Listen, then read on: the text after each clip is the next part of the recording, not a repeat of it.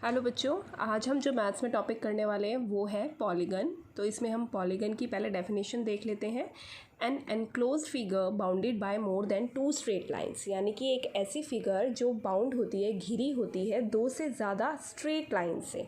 ठीक है, जैसे आप नीचे फिगर में देख रहे हो, ये स्ट्रेट लाइन से क्या बना हुआ है, स्क्वायर बना हुआ है जिसमें 4 साइड्स हैं और 4 ही वर्टेक्स हैं। वर्टेक्स मैंने लास्ट वीडियो में आपको बताया था कि जहाँ पर दो आर्म्स मिलती हैं, दो लाइंस मिलती हैं, वहाँ पर उस कोने को वर्टेक्स बोला जाता है। ठीक है, अब आप सोचेंगे कि सर्कल भी तो एक क्लोज फिगर होती है ना, सर्कल भी क्लोज फिगर होती है, लेकिन वो पॉलीगन में नहीं आती। क्यों नहीं आती? क्योंकि जो सर्कल है वो स्ट्रेट लाइन से नहीं बना है। पॉलीगन में हमेशा स्ट्रेट लाइन से मिलकर बना होता है, इसीलिए सर्कल को हम पॉलीगन नहीं मानते। तो देखते हैं पॉलीगन्स क्या क्या होते हैं। ये है हमारे एग्जाम्पल ऑफ पॉलीगन्स। 3 साइड्स से मिलके, 3 लाइंस से मिलके जो बनता है उसको ट्रायंगल, 4 साइड से क्वाड्रिलेटरल, 5 का पेंटागन, 6 का हेक्सागन, 7 का हेप्टागन, 8 का ऑक्टागन, 9 का नॉनागन एंड 10 का डेकागन। ये सारे एग्जाम्पल्स ऑफ पॉलीगन हैं जो हमने 3rd क्लास में भी पढ़े हुए हैं। आपको ये सारे एग्जाम्पल्स अपनी कॉपी में नोट करने हैं। इसी तरीके से एग्जाम्पल्स ऑफ पॉलीगन डाल के ये आपको 8 के 8 अपनी कॉपी में ड्रॉ करने हैं। इसके बाद हम आगे देखते हैं। जैसे ट्रायंगल तो 3 लाइन से बना होता है, क्वाड्रिलेटरल हमने पढ़ा 4 लाइन से बना होता है।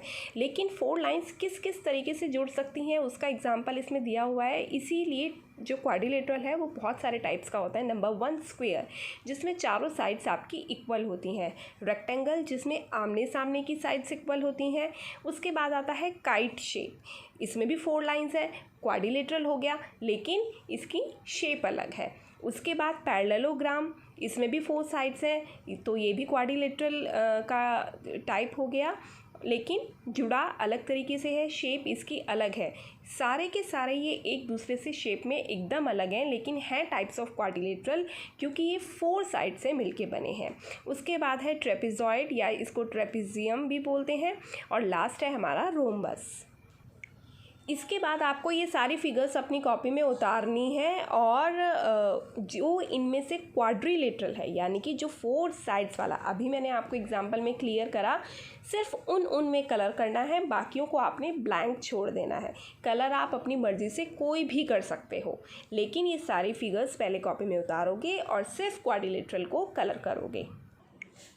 वो वाला क्वेश्चन करने के बाद आपको ये क्वेश्चन करना है, इसमें फिलिंदा ब्लैंक्स दिए हुए हैं और आपको बताना है कि किस पॉलीगन में कौन सी साइड होती है, या आपको दिया होगा कि इतनी साइड वाले पॉलीगन को हम क्या कहते हैं। जैसे फर्स्ट फिलअप है, a polygon with dash side is called triangle, यानी कि किस पॉलीगन को हम ट्राइंगल कहेंगे, उसमें कितनी साइड्स होंगी, तो आंसर है 3। नेक्स्ट है a polygon with 8 sides, 8 sides वाले पॉलीगन को क्या कहेंगे, ठीक है, ऑक्टागन। इस तरीके से आपको ये सारे फिलअप्स अपनी कॉपी में करने हैं। अब हम देखते हैं कि हम किसी भी पॉलीगन का नाम कैसे रखते हैं और उसकी साइड्स को और एंगल्स को किस तरीके से लिखते हैं।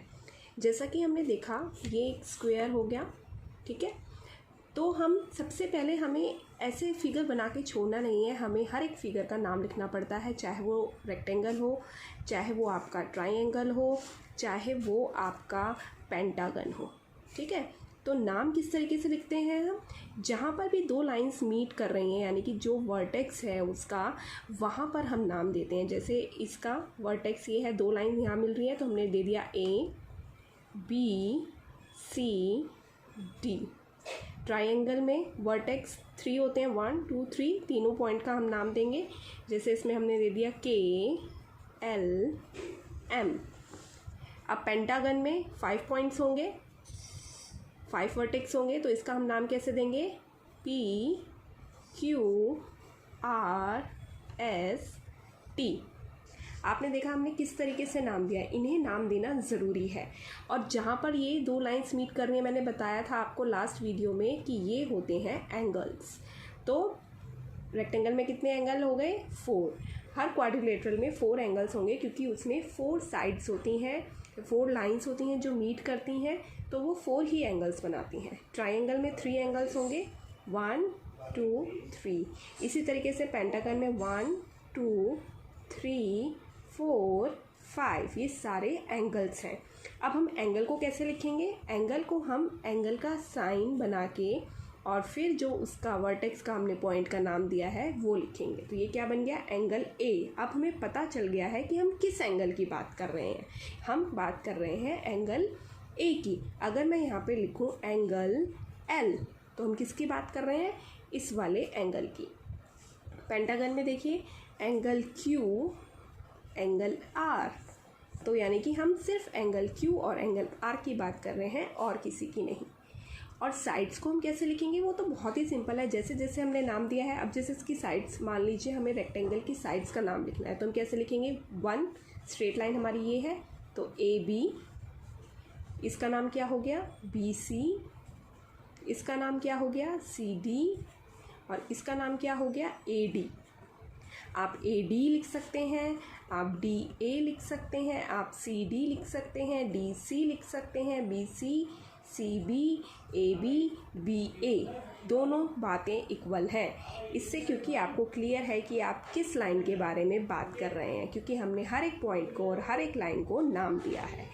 तो इस तरीके से हम एंगल्स को लिखते हैं और इस तरीके से हम साइड्स को लिखते हैं। आपको समझ में आ गया होगा कि किस तरीके से आपको बनानी है फिगर्स और उनका नाम रखना है और उनके एंगल्स का नाम बताना है। उसी पे बेस्ड अब आप ये क्वेश्चन भी करेंगे कॉपी में। ड्रॉ अ रेक्टेंगल, एक रेक्टेंगल ड्रॉ करेंगे and give them a name, और उसको अपनी मर्ज़ी से कोई भी नाम देंगे और उसमें लिखेंगे कि कौन कौन से एंगल हैं। जैसे आपने मान लीजिए नाम दिया ए बी सी डी, तो उसमें एंगल कितने हो जाएंगे? Angle A, angle B, angle C, angle D. आप अपनी मर्ज़ी से कोई भी नाम दे सकते हैं। तो आपको ये क्वेश्चन अपनी कॉपी में करना है। जितना भी बताया गया है ध्यान से आप सारे क्वेश्चंस को अपनी कॉपीज़ में करेंगे और जो जो बोला गया है उसे उसी तरीके से साफ सुंदर काम करेंगे।